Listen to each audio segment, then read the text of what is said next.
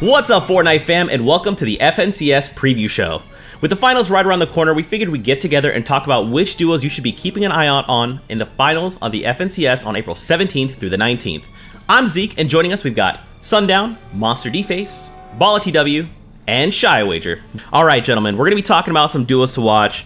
Now let's not forget, there are two separate tournament tracks, one for PC and one for console and mobile. So, when you guys are talking about your duo, let's talk about the region and track before diving into why we should be keeping an eye on them. Sundown, let's start with you. Cool, so we're going to kick it off over in Asia, and we're going to take a look at Crazy Raccoons, Ruri, and Rizard. The World Cup veterans had a really impressive performance in Week 4, making sure they closed out the final qualifier, taking the top spot. Additionally, they were only pushed outside of the top 5 once throughout the entirety of the qualification process, and it was a little bit of a funky Week 3, so I think they'll have a big momentum rolling into the qualification and into the heats. Monster, what you got? You know, honestly, we're talking about regions, talking about people who are going to take regions. You got to talk about NA East, Dented, and Edgy, because this is an invasion from the West. We have two top competitors right here coming from West to the East Coast and still top performing. We're looking to see if they can actually crown themselves kings of another region, because they've already proven in the West they have what it takes to be on top. I think that's a solid pick because one of the favorite stats I saw throughout all the weeks was that they were the only team to have scored a single point in every single game, which is 24. But I have to mention Jack and Acorn because they have the most wins, slightly ahead of Scented and Edgy out of any team in the Sunday Finals, and they really come out of the blue as one of those new teams this season. Now, I myself also think Scented and Edgy are going to be on top, but because of that, I have to predict an upset. Cease and Bizzle have been the sleeper duo, top 10 multiple weeks in a row, just waiting and watching for those grand finals. I think this is going to be their time. They're one of those big veteran duos that know how to play in high-pressure environments. Also, had a shower thought. Unknown and Ronaldo, kind of the most aggressive people possibly in the world, could have a nice chance at the top spot as well. Balla, what do you think? I think we're going to move to Brazil, and my prediction for the PC track rides on the accolades and performance so far from Leleo and Master. Leleo is no stranger to first places. He won the first Champions Series in trios and then placed second in squads. Now teaming up with Master, they've created a force to be reckoned with. Leleo has come a long way from his W key madness during World Cup qualifiers and managed to combine that with a more stable and consistent endgame push to himself up to the top of the BR Series points leaderboard. In weeks 3 and 4 of the FNCS qualifiers, they placed third both times. For me, the key for them will be converting on wins, in addition to staying consistent with elims every game. If they can do that, it should be an easy ride to the top. I think that duo is definitely one of the top 3 to keep an eye on in Brazil, but I also want to talk about Sheko22, FKL History, VKS Polga, and then Moja.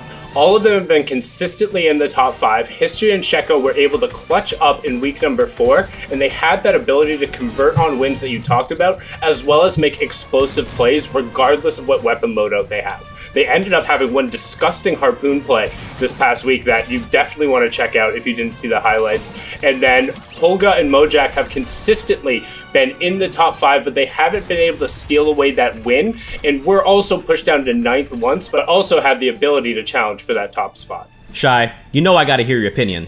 I mean, let's just put OCE into the limelight. I've always had two lucky numbers, 3 and 7, and Volks and Carrion have only placed 3rd or 7th place in every single week of these qualifiers and have these two words associated with them: ramping potential. Every time these guys are alive, the longer they survive, the more chance they have to pop off and get huge clutches, huge synergistic performances. It is a beauty to watch, and now they're going to be on that big heat and final stage, hopefully as well, where they just knock it straight home. These guys are definitely taking away the entire competition. Now, Zeke, you're always asking us about our thoughts. What are some of yours for this season of the FNCS? Oh, okay. Leaning on Zeke. All right, so let's talk about ME. I've got Took and Dexify over on PC. I've been a big fan of ME for quite a while. So I think there's a lot of talent there and still much to discover. Now, Tooks and Dexify, they actually come from a squad background where they've had to learn teamwork through and through, and now they're playing duos, and you can see a lot of that teamwork shine in their play. They've managed to place well in the FNCS, taking 2nd in week 2 and 1st in week 3. In week 4, I mean, look, they placed 5th, and they still had a pretty well-rounded performance, but still top 10 performance we're looking at. I appreciate their play quite a bit. Even when they can't make the placements they're looking to make, they still pick up points via eliminations. And I think though they're doing very well, I think there's still some room for improvement. And if they work out a few of those kinks, I think these guys could be really big deal out in ME. Wait a second, Zeke. Talking about squads, I have a championship squad from the FNCS Champ Series. We have Wakey and Snappy. These guys have been crushing it over in the EU region, and they're landing at the rig. This is going to be a very strong location, one of the agency spots. And we haven't even touched on how great the loot can be for teams that have been taking control of these agency locations. So I'm interested to see if they can continue to carry on their week 1 and 2 performances all the way on through to the grand finals when the plot thickens and the player's skill level steps up a notch.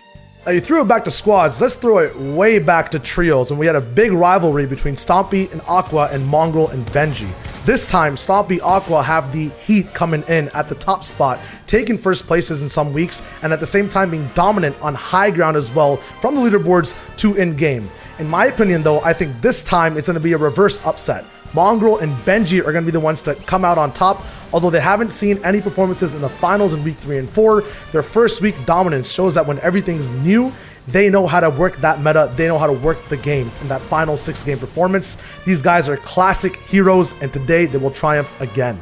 The thing that you guys are missing, though, is drop spots, and that's all that we've seen throughout the 4 weeks of EU, how important that is. Nappy and Wakey have struggled in the last 2 weeks against Letwick and Kiriachi pushing out of Slurpy Swamps onto the rig. Whereas on the other side of the map, Stompy and Aqua have the grotto for free, and they're not really being even contested in any shape or form. So sure, they might have an off week or 2 during Sunday finals, but I can't imagine them being off for the grand finals, because these guys are the trios winners. And you pair them with a strong spot like the grotto, and you give Aqua a Brutus minigun, they'll dominate, as we saw week after week. Let's talk about NA West PC. Let's go over to Sundown. So the first team I want to call out in NA West is 100 Thieves Arkham and Andrew.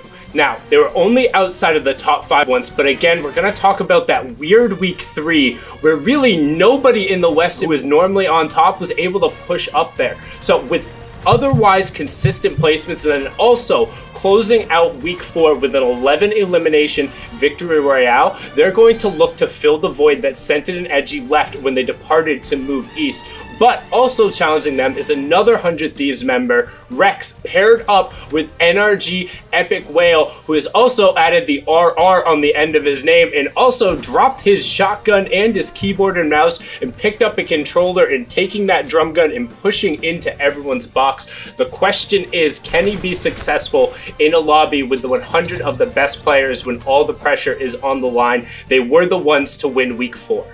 Speaking of NA West, let's talk about console, and we gotta talk about Talon Ruben and Talon Drew. These guys have been performing extremely well. 2 back-to-back first place performances in NA West, 63 points and 60 respectively. They both appear to be relatively new on the scene, at least from what I can see, but they're already on a team and they're putting up huge numbers. These two have a really solid balance of eliminations and placement. What I really love about these guys is their in-your-face playstyle. They're so aggressive, and once they lock onto a target, they'll bull rush them until they take them down. They aren't afraid to push for high ground or disengage a bad fight, but they're always ready to strike when an opportunity presents itself. Keeping it with the console track, on the other side of the coast, I have to give it to Nut and Twexy, who have had consistent performances week after week, and appear to be peaking as we approach the season finals. A second place with 2 victory royales in week 4 Sunday finals, and a 9th place in the weekend prior, these guys look to be reaching the form that they had in their week 1 dominating performance. And that's what it's all about, is making sure that seasonal finals, they have the best form yet. I think they can do it with their vast experience playing together as a duo, dating all the way back to the World Cup qualifiers where they started turning heads. Experience and chemistry will make the difference in the grand finals, and I believe that they will thrive. That wraps up the preview show. Thank you guys so much for coming on. You know we love hearing from you. For everyone at home, don't forget to tune in this weekend for drops over on Twitch. For everyone participating in finals, best of luck to you. And to all our fans, we just wanted to say thank you for sticking with us, especially in this very strange time. Please keep yourself safe and just know we love and appreciate all of you. And as always, Fortnite fam, we'll see you guys on the battle bus. Beep beep.